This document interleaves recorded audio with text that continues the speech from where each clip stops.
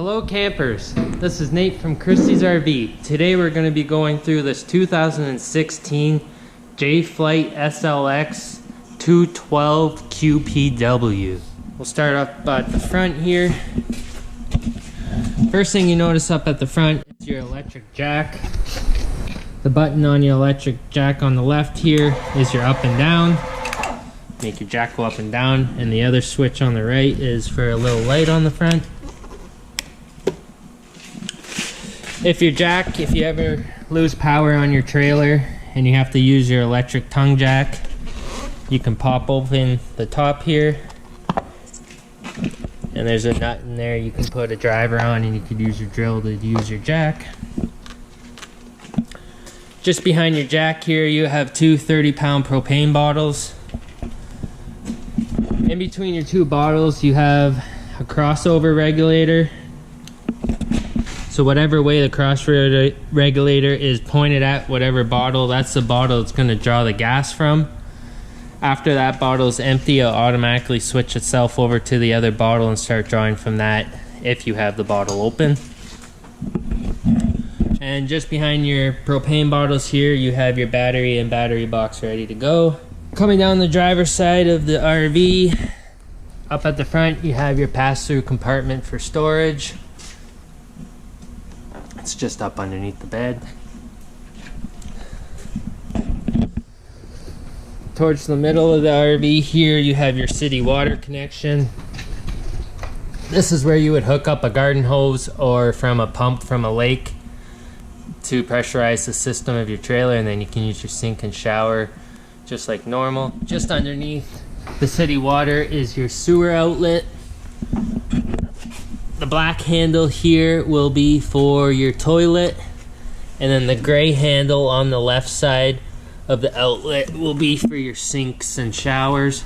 Just beside the city water you have the back of your fridge and then your hot water heater. For your fridge, there's not much maintenance you have to do on it.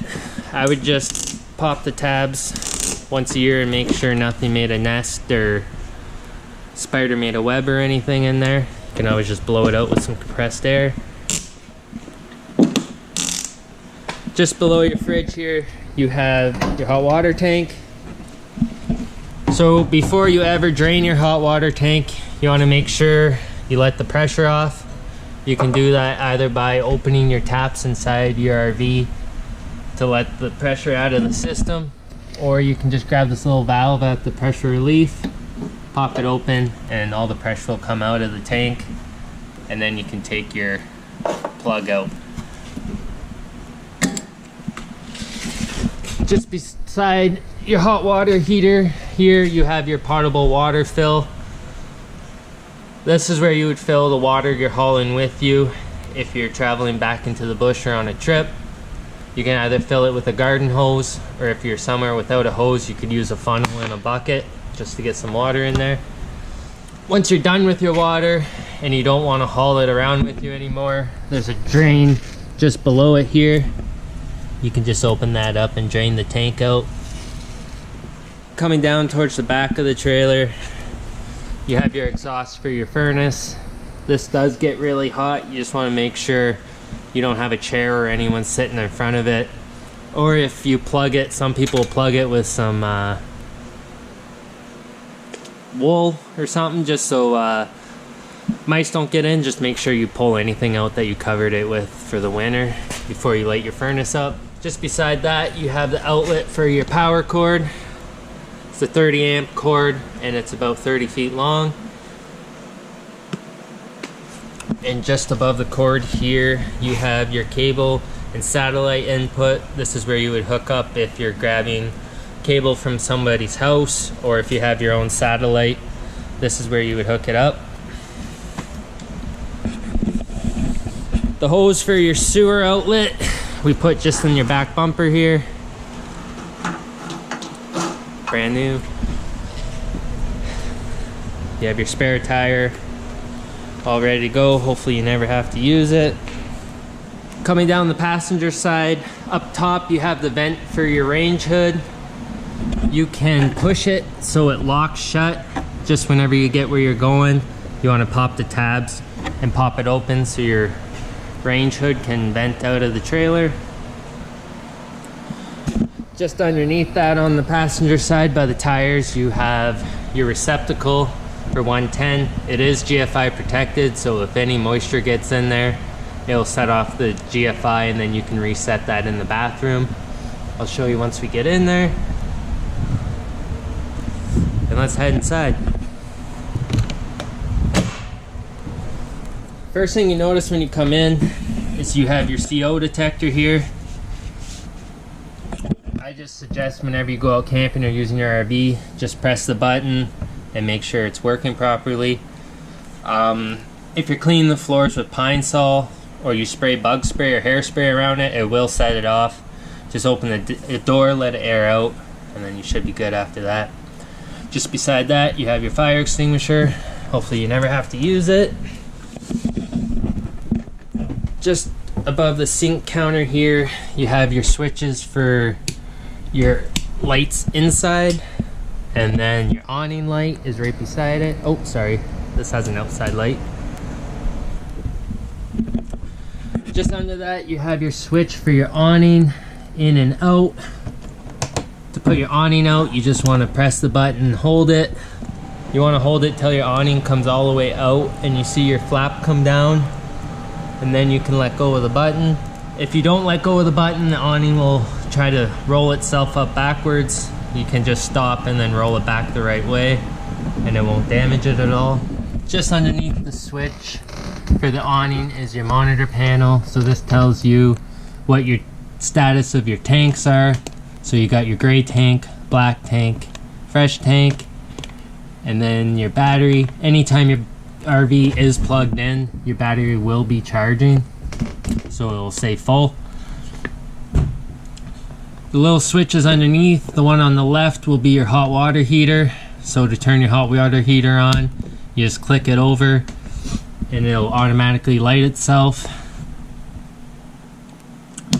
And then the water pump right here on the right, you want to switch that on when you're hauling water with you and you're ready to use it. You can just flick your pump, it'll pull from the tank, and then you can use your sink, shower, and toilet like normal.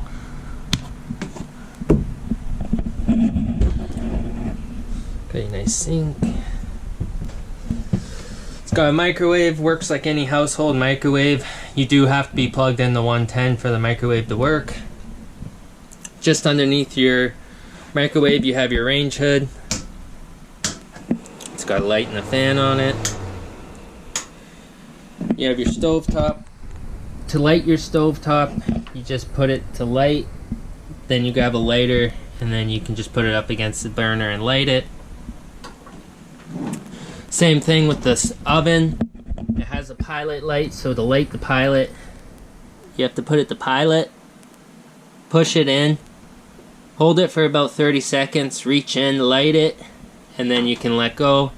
If the pilot stays lit, then you can pick your temperature. If it doesn't stay lit, just give it another shot and it should go. You have your dinette just past the oven. Just above your dinette, you have your smoke detector. Works like a household smoke detector. I would just test it to make sure it's working whenever you come out and use your RV. Just above your dinette here, you have your stereo. Works like any car stereo. Above your, or just beside your stereo here, you have a place to put your TV. It does have hookup for 110 or 12 volt if you have a 12 volt TV. When you're trying to get a station through the antenna, you just want to make sure the booster's on. Just at the bottom here, you'll press it and a little green light will come on. And if you're ever plugged into somebody's house taking their cable, you just want to make sure that's clipped off. You have your sofa. So just underneath your sofa here, you have access to your furnace. I would just suggest if you have a dog to vacuum around it just so the hair doesn't gum up your furnace.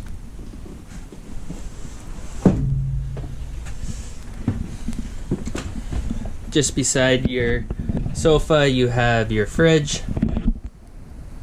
So this fridge has two settings, auto and gas. When the fridge is set on auto, it'll automatically run off 110. If the park or wherever you're plugged in loses power, it will automatically switch itself over to gas, so it doesn't skip a beat and your food will stay nice and cold. Or if you're somewhere without 110, you can just switch it to gas and it'll light on gas and it'll cool your fridge off for you. And then just beside it you have the settings for the temperature. And I'd usually keep it around 3. Just beside your fridge here you have your thermostat. This little switch at the top, you gotta push it over to the left till it clicks. That will turn your furnace on. And then just at the bottom there's a little dial where you can pick your temperature. Before I go into the bathroom, they give you a little access panel here for the back of the shower. So if you ever think you have a leak, you can get to the fittings of the back of the tub here.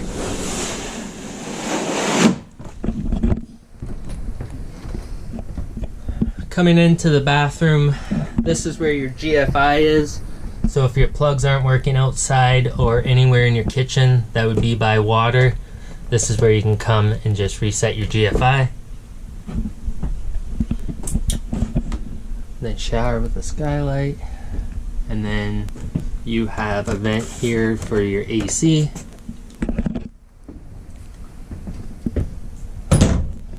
Your AC in this unit has just switches on top.